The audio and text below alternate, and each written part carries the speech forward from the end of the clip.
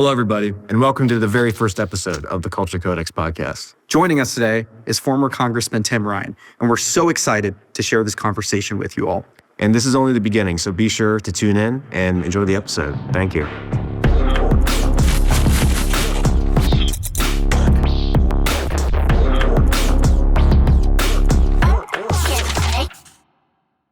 Hello, we're here with Tim Ryan. Tim, thanks for joining us. Thanks for having me. Appreciate Absolutely. it, fellas. Yeah, so, the first thing I want to ask you, it's a little different for us normal citizens dealing with all the economic crisis happening in the country right now with like the tariffs and everything. But like, since you've been in government for 20 years, like, how are you doing, like, mentally? So, I can imagine it's see pretty you have my brutal. meditation book here, so that's how I deal with it. Yeah, exactly. I do hot yoga, and I do like a breathing practice, and I do my meditation, and have an occasional bourbon. Yeah.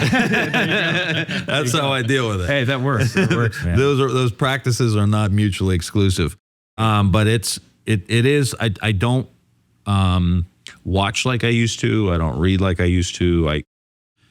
I've curated some pretty nice like Instagram and X accounts so that I'm not like poisoned. Fair enough. I do keep enough engaged to be worried. Absolutely. To watch it unfold and be really worried about what's happening. When we first bought your book and read it, we were under the assumption that like it was going to be sort of like a biography, but like it's kind of like a stress book, and it was actually very enlightening. But it was a lot of work, and it was something I wanted to talk about. I remember going to my staff saying, "Hey, I'm going to write a book," and they were like, "That's a great idea. Nice. What are you going to write about?" And I was like, "Meditation," and they were like, "I don't think that's a very good idea. I don't know if you should do that."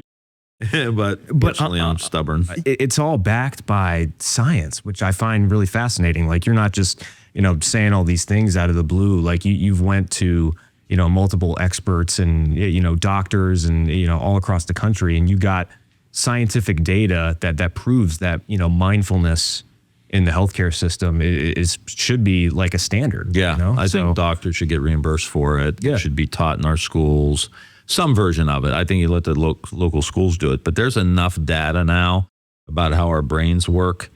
We've learned more about the brain in the last 20 years than the past 200. Right. And you can literally strap an fMRI. Everybody knows what an MRI is. But you could do an fMRI, which is kind of more like a video of watching your brain. And when you get into these deep practices, you can see your fight or flight mode go down in that area of your brain. You can see your prefrontal cortex, which engages your short-term memory, your ability to focus and concentrate. Like, that area lights up. Yeah. There's all kinds of like tells from an fMRI now. Yeah, that's great. And when I wrote this book 10, 12 years ago, the data now is like off the charts. I bet. Of what it can do to help us. Are you going to make a third version now of like, saving America? I've got one I'm cooking up. I'm actually spending some time writing it right now. Oh, great. And that's awesome. Yeah, I'm enjoying it. It's probably one of the most enjoyable things I'm doing right now, just in my free time. And it's very much around tying the spiritual and the economic, because I feel like there's a lot, like, we talk about policies and we talk about taxes and, big beautiful bill or big bullshit bill or whatever, however you want to, like, whatever it is, depending on what, how you're looking at it. Yeah. But if there's not a reconnecting between us, like, regardless of what your political views are, I feel like the underlying problem in the country is disconnection. We think we're more connected because we've got the connector here, right? Yeah, the thing's and in some ways that could be very, very good. But I feel like we are disconnected from each other more than we've ever been. And you see that in all the red-blue analysis. Yeah. I feel like we're connected from nature, disconnected from nature more than we've ever been, because of just speed of life, and cities, and spend time in New York, which is magnificent, but it is I mean, it is. It's jam-packed. It's jam-packed, and it's disconnected from the. And then I think we're disconnected, not to get too deep, but I think we're disconnected from like our own nature, our own spirit. Where there was time 100 years ago, not everybody had TVs. We weren't having our faces in these phones. We had quiet time. You know, you didn't wake up and exactly. Just have doom scrolling. Yeah, just like how bad is it out there? You know, I know. Yeah. You look at it and it's like, I don't know. It's a new headline. It's a new headline every time. So sometimes it tells you how bad things are out there. You don't even have to go searching for it. Yeah. Look what's going on out there. Yeah. You know, and sometimes it is and sometimes it isn't. And like, sometimes I'm like, I don't know. I don't know. It doesn't, like in this moment, it doesn't feel like the world's going to end. Yeah. And then that's good to hear from you. Yeah. So, because sometimes I feel like I am in that sort of like. So me too. But some days it doesn't. Yeah. And you're like, oh, we need more days like that. Yeah. Yeah. Because half the time I'm like, my mind is sort of in this like existential, crisis. I guess. We have billion-dollar industries pushing you to fucking feel that way. Do you know what I'm saying? Right. And then we have other billion-dollar industry that wants to medicate you for feeling that way. So it's like everybody's winning here, except for us, those in the middle. You know, when it comes to like this new sort of neo-fascism that we're sort of dealing with, how do we go about fighting it without sounding that hysterical? You know, how do we do it without sounding crazy? Because as you can see with like MAGA, they're building those, alligator camps. I mean, it's straight out of, 1930s and early 1940s, Nazi Germany, which is, quite concerning. Yeah. So, yeah, it's not effective if you're outraged at everything, because then it just becomes more the noise that's in the world for normal people. And we have to really consider that a lot of people aren't paying attention. I bet if you did a poll in the next 4 days and you asked everybody, do you know what alligator prison, what's it called? Alligator Alcatraz. That's right. Yeah. Which is, that's probably crafty name. Yeah. But like how many people actually know about that? It's probably, those who are paying close attention and very worried about, what is happening with our democracy. So you have to be like calm with resolve, and it's not a sign of weakness because this is a long fight. I mean, this administration is going to be in another 3.5 years. What are the angles? How do we position ourselves to be really, really smart? I mean, you look at like coaches on a sideline, and very rare are they getting super fired up. Like they're like, okay, how do I get the defense to do this? How do I call a play to do that? Right. Where are their weaknesses? Yeah. And you're really in strategic mode. And I feel like we've been out of strategic mode. We've been on, I hate Trump. And policy number 2 is I hate Trump. Yeah. And that's been the whole thing. And we keep losing elections because people in the middle want us to tell them what we're going to do for them, because they're not paying attention to the day. Right, they don't have time. They don't have time. Yeah, exactly. Alcatraz Alley and all that stuff. They don't have time to like, alligator Alcatraz, or they don't have time to pay attention and follow the drama. Yeah, too busy working. They got their own life drama they're dealing with. So I think you get out of it by figuring out what we did wrong. What are we talking about that people think we're so disconnected? Like I just saw a poll today. 72% of Americans think Democrats are disconnected from them or don't understand them. Wow.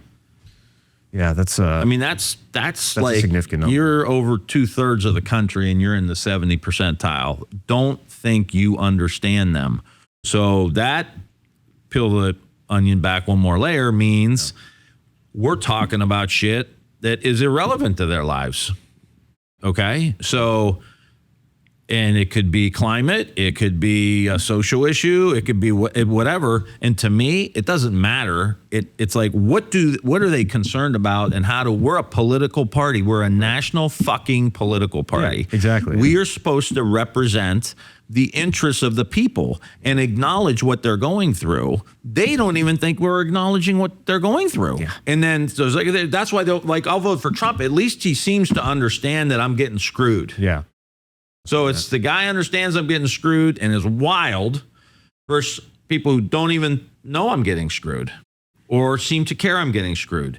So if you're wondering how do people vote for that, it's that question is why. For sure. Now you got me fired up. So I was chill. I did hot yoga today. I was coming in here all like, nice. Yeah. You have to build a political movement that I think speaks to common people, as you mentioned. Yeah. And it feels like right now, like there's just a massive void. And when there's a massive void, I think when people feel disillusioned and people feel left behind, they're going to vote for chaos. This was something I saw covered. I watched a recent mini documentary. They covered Elliott County in Kentucky. And so for 144 years, this rural county in Kentucky voted for Democrats until 2016. Wow. And I think a big theme you've got in that area is a lot of people feel left behind. Yeah. And I think there's been a lot of damage to the national Democratic brand, especially with the rural communities and just the middle class in general. And so, yeah. I mean, I guess like what changes do you think the party needs to look at and implement to, I guess, win these people back or just rebuild the perception of their... Because we obviously have to forgive them. Like, I know it's hard because, 3 times, like, Trump has ran. And like, the first time, I totally understand. At the same time, like, people are suffering, though. Yeah, exactly. Yes. And I look at like, even though I think they made like voted for the wrong guy, like at the end of the day, like, right. Their vote matters. You have to acknowledge like what they're going through. And if people aren't being heard, then, someone has to answer to them.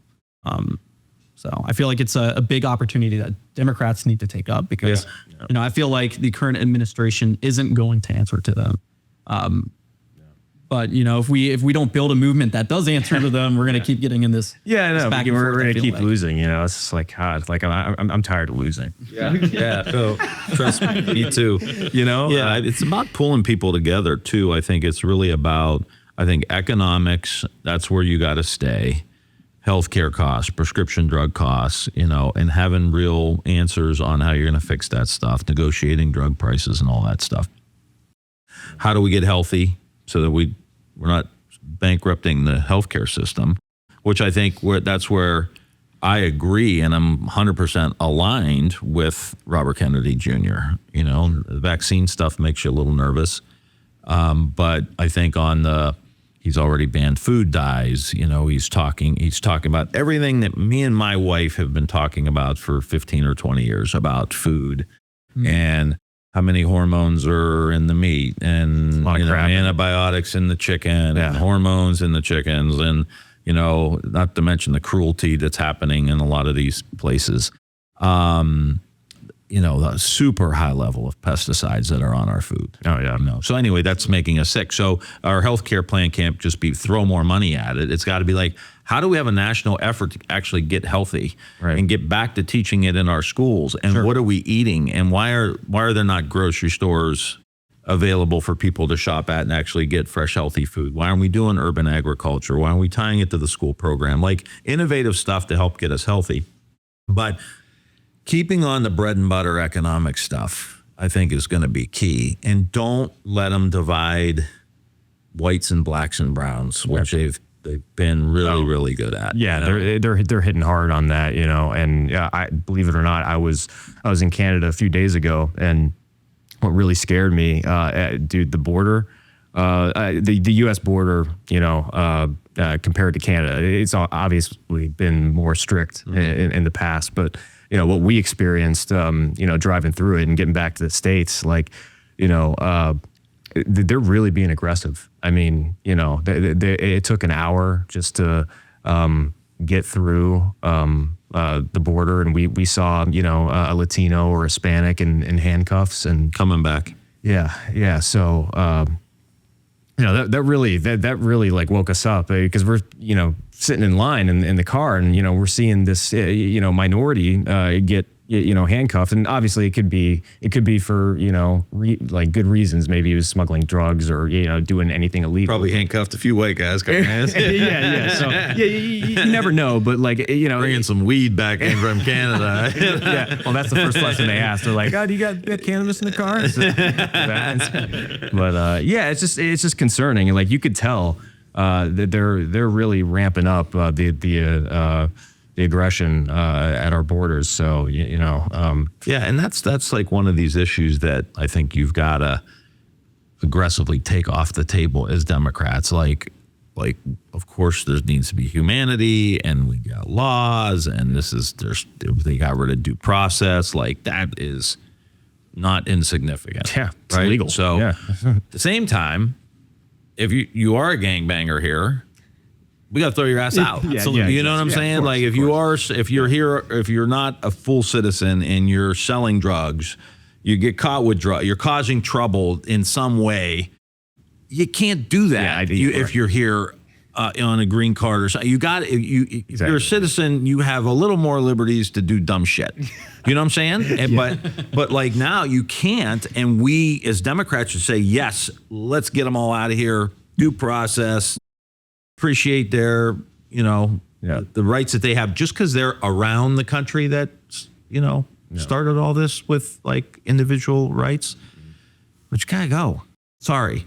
Absolutely. And that will open us up to say, we're for getting rid of them too, but we got to keep due process. Absolutely. And we don't need to be just arresting people with masks on. Like that is un-American stuff. Yeah. So, but you don't get any liberties if you're like, defending the indefensible and they're throwing the bad guys out and doing some other stuff. You gotta take that stuff off the table so that you can have the real conversation. Yeah, and like they look like mercenaries, which is just like the scary That's thing. scary. That's the scariest thing to me. Can you imagine, like, the people that have gotten detained, that, some are American citizens or some have like a legal green card, and, they're getting detained by people in mass. I mean, like, I feel like I'm in some dystopic novel half the time, or like a movie or something. I mean, it's just crazy. I think people just want like a measurable and professional process with it too.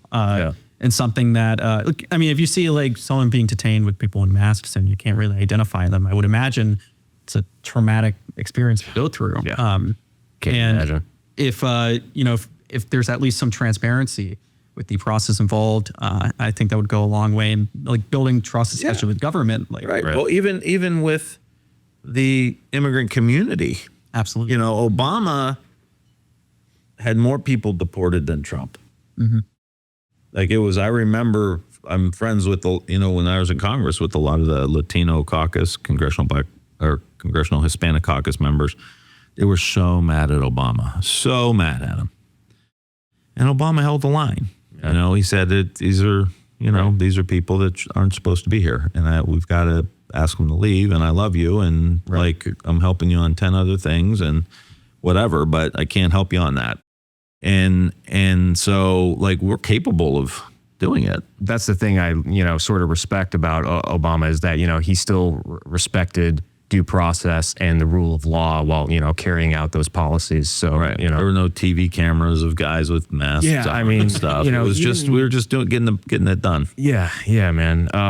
Another thing I do want to mention is unions. So obviously, you're a big union guy. I feel like that we've made great progress. When I got into Congress in 2003, I think the approval for unions was like 15%, something like that. It was crazy.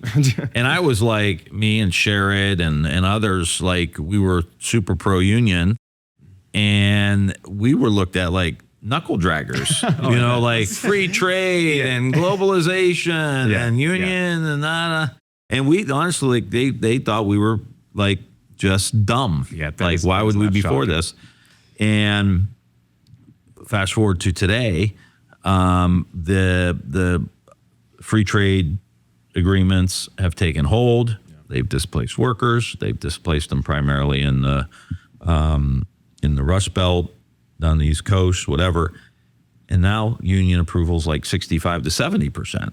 So because people have so much economic anxiety that they really realize that I need an organization. I can't negotiate with a billionaire on my own. Yeah, exactly. Look at what the auto workers were able to do with their contract because they were together. Look at what the Teamsters are able to do with UPS and some of these other places. So I agree. I mean, and Biden, to his credit, and I have my criticisms, but he was pro-union as could be. Yeah. And I think that's, the key is the rank and file guys. Again, this is like a broken record. Like we get on the social issues. Those guys aren't on the social issues. Those guys, maybe a little bit, but they're about economics and they want the bad guys out of the country. They would understand like throwing them out. Great. Yeah. Should there be a process? Yeah. They know they're union guys. There's a process. There's a contract. They understand a little more nuance. So there's ways to get those folks back, and they're getting a lot of benefits from the Inflation Reduction Act. So they're not against renewables, but they're also for natural gas, which is displacing coal and displacing oil in a lot of ways, and helping us bend the curb on CO2. And we need more energy that we can't get from wind and solar. So they see it as like a broader perspective. Yeah. But we got to take a couple of those issues off the table before. Right. And, obviously, as, left-leaning people, we want, a safe environment for all of us. Right. But, it's just hard because there are so many workers in like the oil industry and natural gas and whatever. So like in the next 50 to 100 years, like I would love to see, that slow transition to cleaner energy with like solar and everything. But, we have to make sure that those workers are compensated well and they have a good, transition into that, energy sector. Well, we also have AI, which is really driving up demand for energy. You see these data centers. Oh, it's insane. Current projections just doubled for the growth in the next year or two.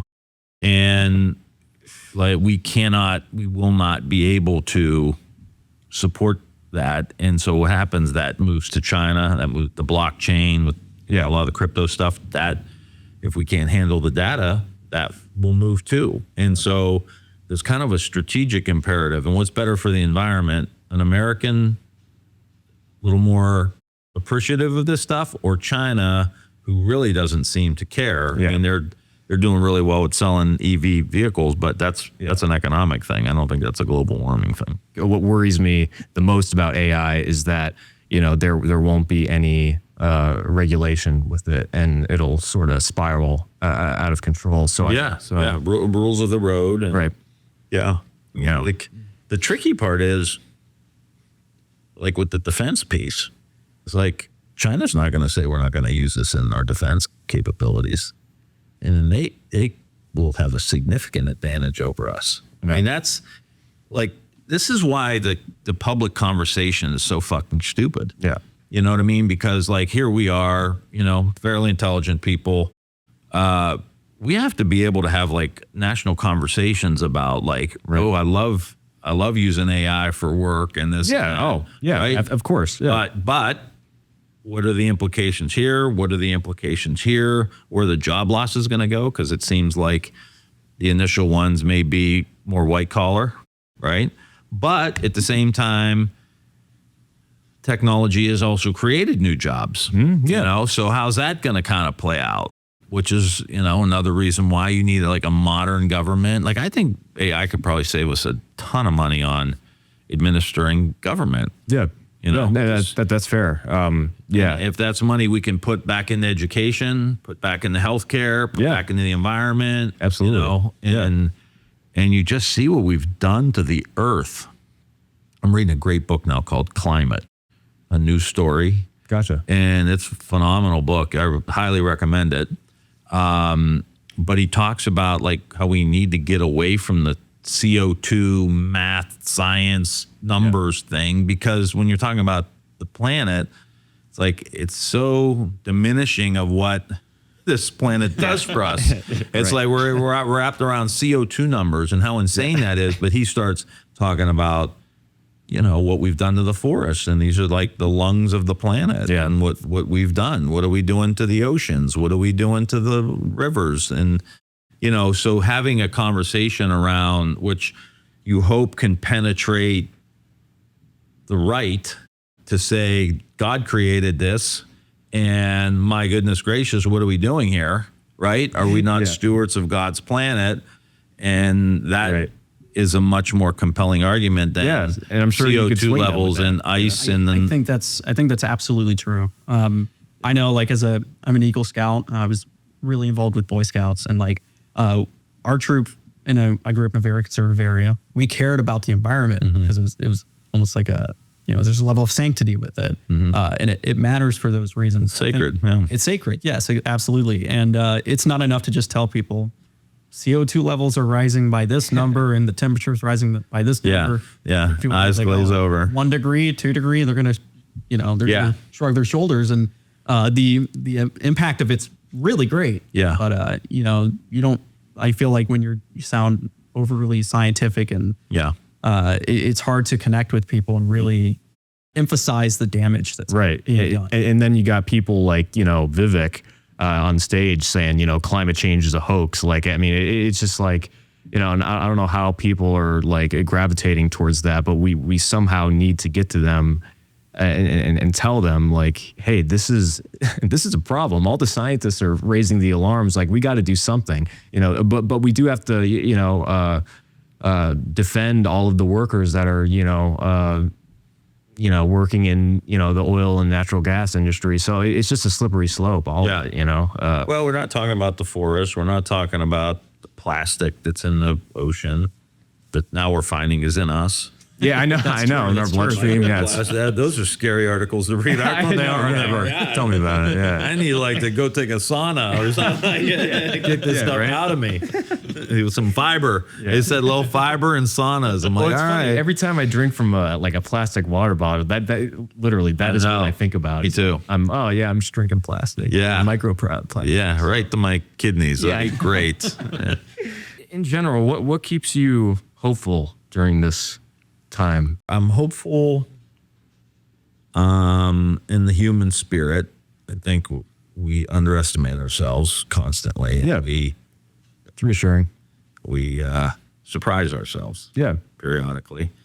And I do think our systems are pretty resilient. I mean, we've gotten some bad rulings from the Supreme Court, but we also got a lot of rulings that are like, can't do that. Not allowed to do that. And he backs off. His rhetoric is much hotter than what's actually happening. Now, of course, you can focus on what's happening and freak yourself out. And we should be worried. I'm not trying to diminish it. But what I'm saying is, like, our system, I think, is pretty resilient. That's good to hear coming from somebody like you. Yeah, I think it's pretty resilient. I mean, I don't know. I mean, what's going to happen with the economy, and like they're still holding up judges and appointments in the Senate. Like, he's not able to get stuff through. Yeah. I doubt he's going to be able to do a whole lot more after this tax bill, because they're going to have their hands full trying to defend it. Yeah, I mean, so his team got to still face re-election. I do worry they're going to do some gerrymandering in some key states to try to, narrow the gap. But that, if there's a tidal wave, that doesn't matter. Right. I know a lot of the farmers are in the rural areas really upset about the tariffs. Oh, they're pissed, man. Yeah. And now the Medicaid, so they're hitting, like, the rural areas are really going to get kind of. Yeah, I heard 17 million people that are that might get affected by this bill, and on the Medicaid stuff. Stuff. Yeah, and they just passed it like 20 minutes before you got here, which is like, God. It's where you saw Tillis, right, from North Carolina. Yeah, retired and then gave a speech. Yeah. And Murkowski and Collins and I think Collins ended up voting against it in the Senate. Mm-hmm. She's up for re-election. I think it shows you how poisonous this could be. And so there's hope that the system works. I mean, I don't know if we can win the Senate back, but you win the House back. At least you're. Yeah, right. And force people to the negotiating table. Yeah, you got to talk about things, and absolutely. it could be, given Trump's temperament, could get some good middle of the road stuff that maybe needs to get done. Who knows? I don't know. It's hard to tell, but I feel okay. I don't espouse I don't think it's productive to think the worst. Right. Yeah. Hey, I am a firm believer in you have to create your own reality in some sense. And if we're all sitting here going, oh, this is the end of the democracy, guess what's going to happen? Yeah. We're done. Yeah. Right? Exactly. Or we say we're going to get through this. Yeah. And we're going to, how do you turn this into a great opportunity in the sense that he's changing the rules. This economic system wasn't working for everybody. There are a lot of pissed off people that are still falling behind. How do Democrats step in and retool they take the broken pieces and reassemble them into a new version of America? Our party's broken too. We just got off of pretending President Biden was 65 years old and could run a campaign, that was absolutely insane. Yeah, and that was they protected him, and a lot of people went along with it. Anyway, put that aside. We need a rebirth in our party too. Absolutely. The country needs a rebirth. They're stuck on their side with what they've got. So how do we turn this into a really net positive for everybody, you know, and have another, generation plus of really good progressive in the sense of we're making progress. Yeah, absolutely. What are the new ideas? Yeah, I mean, this is my rant here. There are so many cool things happening in the country. Underneath the toxic political conversation, AI, all these, how do we deal with it? AI, blockchain, health, what we're understanding about health, the MAGA movement, in the sense that there are people that actually voted for Robert Kennedy as an independent, or we're going to, just primarily based on what his healthcare stuff was. Again, vaccines are, But so there's a movement afoot around health. Our cities are crumbling. We got to reinvest back. Our world's polluted. Rivers, they say don't eat more than 2 fish a month out of an Ohio river. I'm like, oh God. Well, should we be upset about that? But then talk about going to talk to conservative people, and sportsmen and hunters and fishermen. Yeah. Or both. Block my daughter. Oh no, you're good, man. So I think there's like he was saying, climate, a new story. I think there's a new story. What's the new story? I feel like Democrats are living the old story. Clearly, I think in so many ways, the MAGA movement is about the old story. It's 1950s all over again, right? And we don't have issues around climate, and we don't have, we're going to make America great again and all that kind of. Yeah. So I think in many ways, both parties are kind of positioned in the past. So we need a breakthrough. Right. And we need leaders who are willing to say the things that maybe people don't want to hear. Yeah. Who do you see running in 2028 for presidency? I mean, the cast of characters you're seeing now. Yeah, Pete Buttigieg. Pete's great. Yeah, I saw him maybe 4 years ago at South by Southwest in Austin. And I'll tell you what, man, he is one of the most intelligent politicians, and he's so well spoken, and I feel like he would be a great candidate for the Democrats too. Yeah, I'm sure he's running. He's running. Yeah. Pete's sharp. He's a sharp guy. And I think the candidates will be good, qualified candidates. My kind of standard is going to be who's got the guts, because we're all smart. Everybody's smart. Yeah. We all understand what's going on. Yeah. But who has the guts to say we can't do this, and there's going to be pressure to do that, and you have to say no.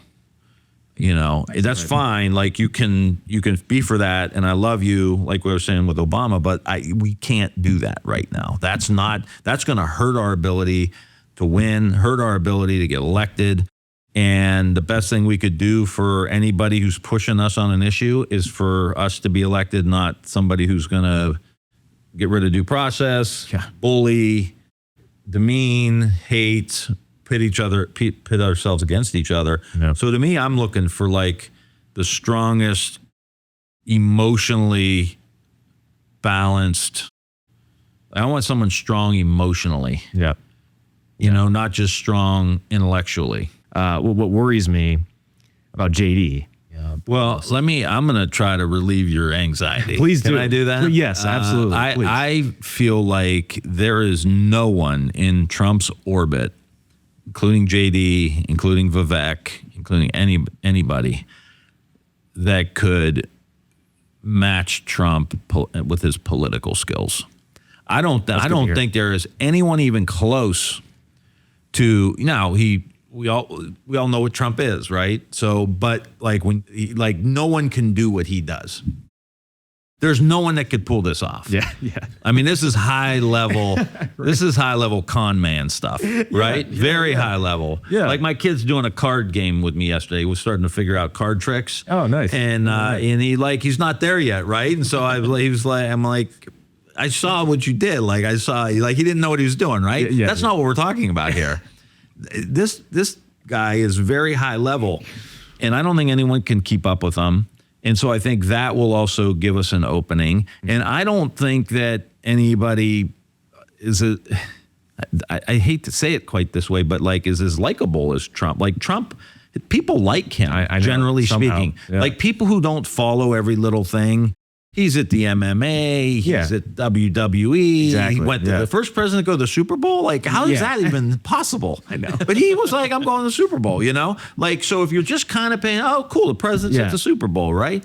He's at he was at one of the NASCAR races. Anyway, you get my point. Yeah. Oh. Is that like he goes on Joe Rogan and sits there for 3 hours. Like, we didn't even go on Joe Rogan. I know. That was a big mistake. Set that aside because that gets my blood pressure up too. Right. So the point is, like, I think with some likability and a vision for the future and some intestinal strength, Democrats can get this ship righted again. Before you leave, unfortunately, I do have to ask this golden question. I think you know what I'm about to ask. I think I do, yeah. Are you running for Senate or governor? Like, are you running for any position? Yeah, I don't know.